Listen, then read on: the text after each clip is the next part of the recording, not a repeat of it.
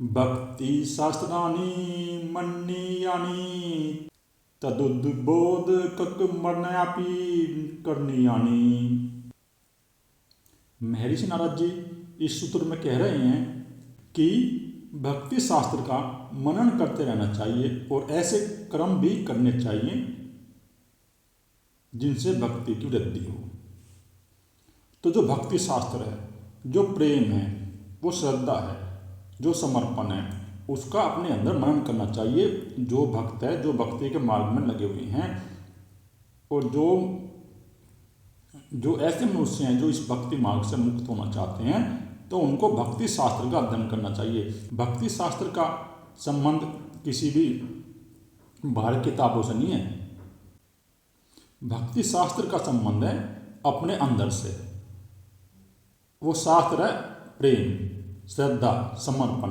तो अपने हृदय के अंदर आओ और अपने हृदय के अंदर श्रद्धा प्रकट करो, प्रेम प्रकट करो और समर्पण प्रकट करो। और फिर अपने मन के अंदर मनन करो अपने इष्ट का। जिस भी आप इष्ट की पूजा करते हो, चाहे आप भगवान श्री कृष्ण की पूजा करते हो, चाहे श्री राम की, और चाहे अपने सदगुरु के प्रति आप समर्पण कर दो। जिसको भी आप इष्ट मानते हो, उस इष्ट का चित्त अपने अंदर मनन करो, उस भगवान को अपने अंदर मनन करो और प्रेम प्रकट करके, समर्पण प्रकट करके जब आप मनन करोगे तो आपके अंदर वो भक्ति सच्ची पैदा हो जाएगी। और भक्ति में आपको कर्म भी करते रहना चाहिए। अब नारद जी कह रहे हैं कि कर्म भी करते रहना चाहिए, उससे तुम्हारी भक्ति की वृद्धि भी होगी। तो अब वो कोई कर्म छोड़ के बैठना नहीं है। अगर कर्म अपने आप छूटे शरीर से तो ठीक है। ये सभी कर्म अपने आप शरीर से जब भी छूटेंगे जब आपके अंदर वो तत्व प्रकट हो जाएगा, जब भक्त और भगवान एक हो जाएंगे, अन्यथा ये आपसे कर्म नहीं छूटेंगे। लेकिन अगर आप छोड़ के बैठ जाओगे तो आपके अंदर वो मैं आ गया, अहंकार प्रकट हो गया, क्योंकि अहंकार ही कर्म छोड़ने की बात करता है। परंतु ये कर्म हमारे शरीर से और हमारे मन से स्वयं हो रहे हैं। हमारे शरीर के अंदर वो चेतन शक्ति, वो ब्रह्मा का सूक्ष्म शरीर कार्य कर रहा है, जो 3 गुणों का सूक्ष्म शरीर है। और वो 3 प्रकार के गुण जो हैं और हमारे शरीर से कर्म करवा रहे हैं। तो ये सभी कर्म शरीर से स्वयं हो रहे हैं, लेकिन तुम्हें अपने अंदर वो मैं प्रकट नहीं कर रहा कि मैं कर्म कर रहा हूँ। भक्त को अपने अंदर कोई किसी प्रकार का मैं प्रकट नहीं करना है। और जो शरीर से कर्म हो रहे हैं वो स्वयं करता रहे। अगर वो गृहस्थी में है तो अपना गृहस्थ जीवन भी व्यतीत करे। कोई भी वो कार्य कर रहा है, अपनी दुकान कर रहा है या अन्य किसी प्रकार का वो अपना कोई उसका साधन है, तो वो कार्य करता रहे, उसको छोड़े ना। अगर छोड़ के बैठ जाएगा तो फिर वो भक्ति प्रकट नहीं होगी। भक्ति तो जब भी प्रकट होगी जब तुम्हारा ध्यान अपने इष्ट में लग जाएगा निरंतर, तभी तुम्हारे अंदर वो प्रेमा रूपा भक्ति प्रकट हो जाएगी, वो सच्ची भक्ति प्रकट हो जाएगी। किसी कार्य का कोई भी अभ्यास करने से कुछ नहीं होगा। तुम अभ्यास करोगे भक्ति का और अगर क्रम छोड़ के बैठ जाओगे तुम्हारे अंदर वो अहंकार प्रकट हो जाएगा और फिर आप कोई भी कर्म नहीं करोगे। तो इस प्रकार से कर्म छोड़ने से जो है ना, तुम्हारे अंदर वो भक्ति कोई प्रकट नहीं हो जाएगी। तो नारद जी का कहने का यही है कि आपको जो भी कर्म वो परमपिता परमात्मा करा रहा है उसको समर्पित कर दो, उसको अर्पण कर दो। आप अपने सभी कर्म उस भगवान को अर्पित कर दो जो आपका इष्ट है। इस प्रकार करो कि जो एक शरीर से कर्म हो रहे हैं वो अपना आप ही हो रहे हैं। और फिर जब आपके अंदर सत्वगुण प्रकट हो जाएगा ना, जब आपके मन के अंदर सत्वगुण क्रिया हो जाएगी, आप सत्वगुण में आ जाओगे, तो आपके शरीर से फिर सत्वगुणी कार्य स्वयं होने लगेंगे। ये प्रकृति के 3 गुण हैं जो शरीर से कर्म होने स्वयं हो जाते हैं। तो जो सत्वगुणी मनुष्य होगा उसके अंदर वो भक्ति प्रकट होगी, बाकी अन्य किसी मनुष्य के अंदर वो भक्ति प्रकट नहीं होगी। अगर कोई रजोगुण वाला है, वो तमोगुण वाला है, तो जो उसकी भक्ति है ना वो मुक्त करने वाले नहीं है। रजोगुण वाले व्यक्ति की भक्ति और समर्पण वो सदपूर्ण होता है। जिसके अंदर रजोगुण प्रकट होता है तो वो डिमांड रखता है, वो मांग रखता है अपने भगवान से कि भगवान मेरी इच्छा पूरी कर देना तो मैं आपका भंडारा करूँगा। तो ये रजोगुण वाले मनुष्य। लेकिन जो सत्वगुण वाला मनुष्य है जिसके अंदर वो शुद्ध सत्वगुण प्रकट हो गया है, तो वो कोई भगवान से डिमांड नहीं रखता, उसके अंदर प्रेम प्रकट हो जाता है और श्रद्धा प्रकट हो जाती है। फिर वो अपने इष्ट का निरंतर ध्यान करता है और वही सच्चा भक्त है। तो उसी भक्त को कह रहे हैं नारद जी कि वो भक्त कर्म छोड़ के बैठ ना जाए, कर्म का त्याग नहीं करना है। अगर हमारा शरीर उस स्थिति में पहुंच जाएगा जब हमको निर्विकल्प समाधि उपलब्ध हो जाएगी, तो जो उस समय भी जो कर्म होंगे ना वे होशपूर्वक स्वयं होंगे। ये क्रियाएं शरीर से स्वयं हो रही हैं सभी के अंदर, सभी पशु पक्षियों के अंदर और सभी मनुष्य के अंदर, क्योंकि ये प्रकृति का शरीर है और प्रकृति क्रिया कर रही है। ये जो हमारा शरीर है ये 5 तत्वों से बना हुआ है, पृथ्वी, जल, अग्नि, वायु, आकाश। ये प्रकृति है और इन प्रकृति की तन मात्राएं, जो सूक्ष्म तन मात्राएं हैं, वे हमारे शरीर के अंदर और मन के अंदर कार्य कर रही हैं और वही तन मात्राएं हमारे से कर्म करा रही हैं। और उसके बाद वे सूक्ष्म तरंगे जो ब्रह्मा के सूक्ष्म शरीर में, उस चेतन शक्ति में ये तरंगे उत्पन्न हो रही हैं। हमारे ब्रेन के अंदर तरंगे उत्पन्न होती हैं ये, और हमारी बुद्धि इनको नियंत्रण करती है। 3 प्रकार की तरंगे हमारे ब्रेन के अंदर उत्पन्न होती हैं, तमोगुण की, सत्वगुण की, रजोगुण की। तो जो मनुष्य जिस समाज में रहेगा, जैसा उसका व्यवहार रहेगा, तो उसके शरीर से अपने आप ही वे कर्म होंगे। अगर कोई मनुष्य तमोगुण स्वभाव का है तो वो तमोगुणी कार्य करेगा। तो भक्त को ये नहीं मानना चाहिए कि ये सब मैं कर रहा हूँ, वो अपने सब कर्म करता रहे, वो सब कर्म उससे होंगे, सदाचार का पालन होगा उससे स्वयं ही, और भगवान का वो जाप करेगा, कीर्तन करेगा। तो इस प्रकार के जो कर्म है वे श्रद्धापूर्वक स्वयं उससे होंगे।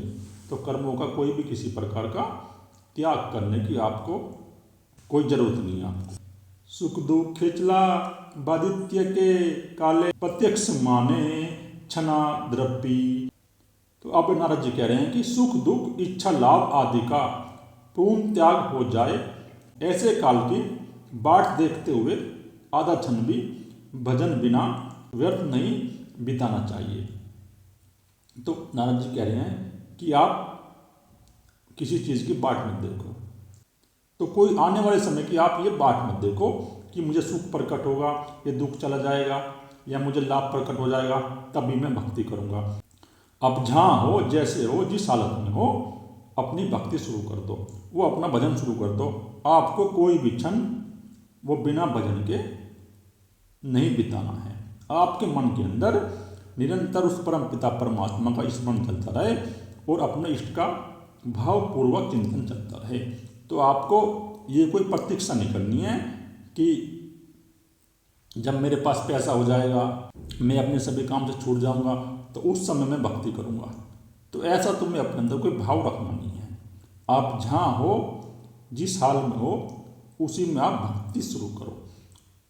अगर आप बचपन में हो तो भक्ति शुरू करो, आप जवानी में हो भक्ति शुरू करो, और अगर आप बुढ़ापे में हो तो अपनी भक्ति शुरू करो, वो भजन शुरू करो। तो नारद मुनि जी ये कह रहे हैं कि आप कोई भी क्षण अपने भगवान के बिना व्यतीत मत करो।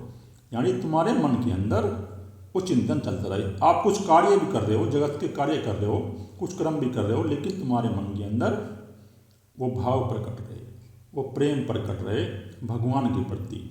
उसका स्मरण आपके मन के अंदर निरंतर चलता रहना चाहिए। कोई भी क्षण ऐसा नहीं जाना चाहिए जब आपके अंदर वो भगवान का चिंतन ना हो। तो ही आपके अंदर वो सच्ची भक्ति प्रकट होगी, अन्यथा आपके अंदर वो सच्ची भक्ति प्रकट नहीं होगी और ना ही आपके अंदर वो प्रेम प्रकट होगा। अगर आपको अपने अंदर वो सच्ची भक्ति प्रकट करनी है, वो सच्चा प्रेम प्रकट करना है, तो आप समय की प्रतीक्षा मत करो, तो उससे आपको कुछ नहीं होने वाला। क्योंकि समय कुछ पता नहीं, आज हम हैं, कल को हम खत्म हो जाएं, कल को हम मर जाएं। तो किसी भी मनुष्य की मृत्यु का कोई पता नहीं है कब क्या हो जाए। तो इसलिए आप जहाँ हो, जिस क्षण में हो, जैसे हालात में हो, उसी हालात में अपनी भक्ति शुरू कर दो, भगवान का स्मरण शुरू कर दो, उस परम पिता परमात्मा के प्रति समर्पण कर दो और प्रेम प्रकट करके, श्रद्धा प्रकट करके आप उस भक्ति का स्मरण शुरू कर दो। अगर आप समय की प्रतीक्षा करोगे तो ये समय आपको खा जाएगा। समय ने, काल ने बड़े बड़े योद्धा और बड़े बड़े वीर को ये नष्ट कर दिया है, जो सिर्फ प्रतीक्षा ही करते थे। तो किसी प्रकार की कोई भी आपको प्रतीक्षा करने की जरूरत नहीं है।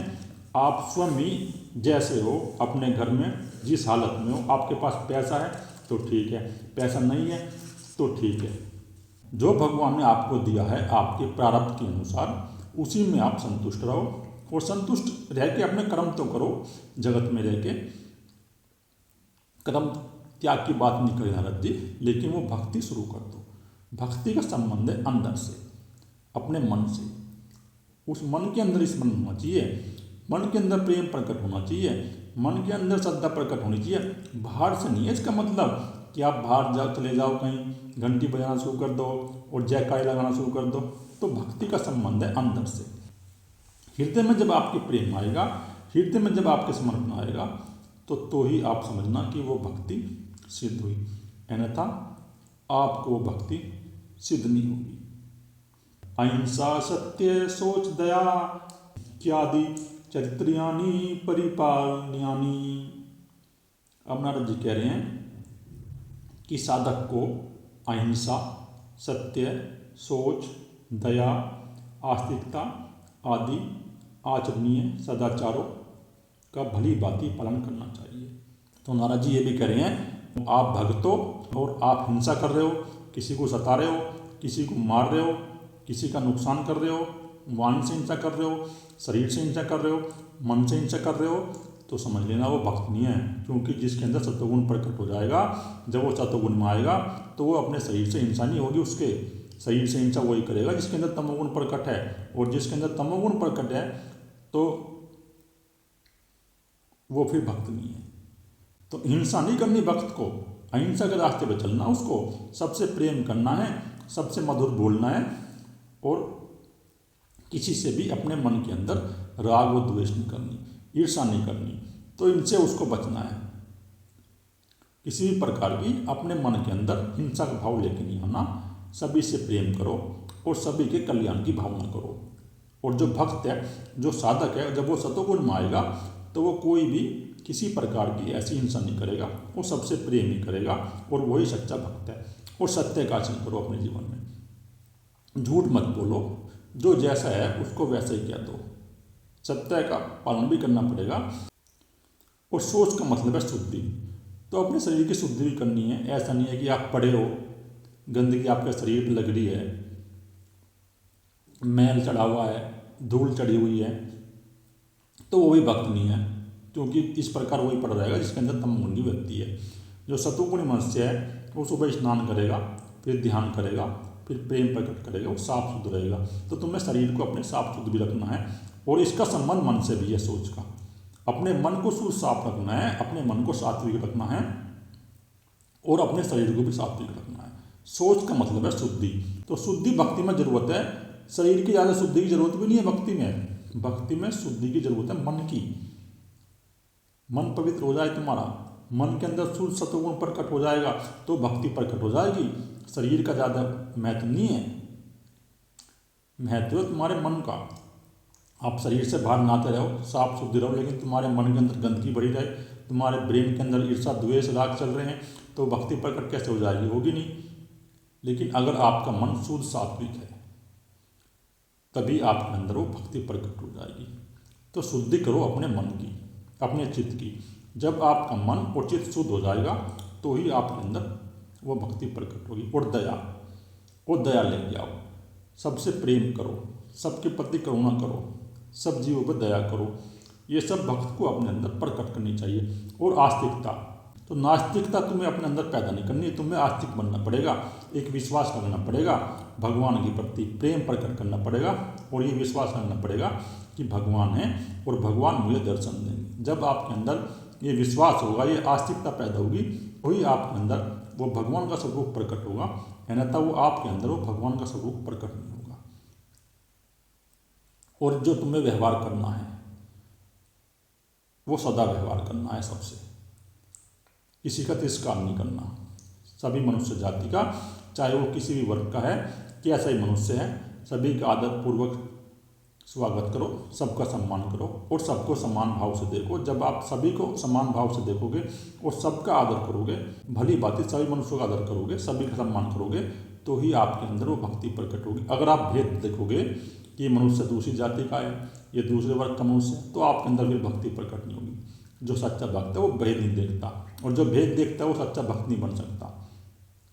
वो बार बार से पाखंड करेगा जो भेद देखेगा। लेकिन जिसका मन शुद्ध हो चुका है, फिर उसके अंदर कोई ईर्ष्या नहीं है किसी से, कोई द्वेष नहीं है, वो सबसे प्रेम करेगा।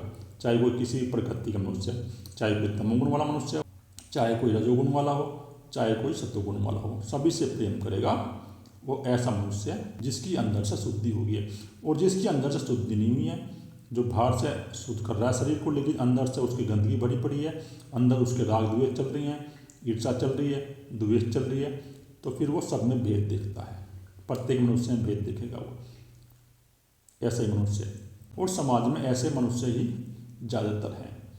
बहुत कम मनुष्य ऐसे रह गए आज समाज में जिनके अंदर शुद्ध सत्वगुण प्रकट है। 1% से भी कम है ऐसे मनुष्य जो शुद्ध सत्वगुण में है, जो किसी प्रकार का भेद नहीं देखते, वो 1% से भी कम है। तो अपने अंदर प्रेम लेके आओ और सच्चा समर्पण लेके आओ।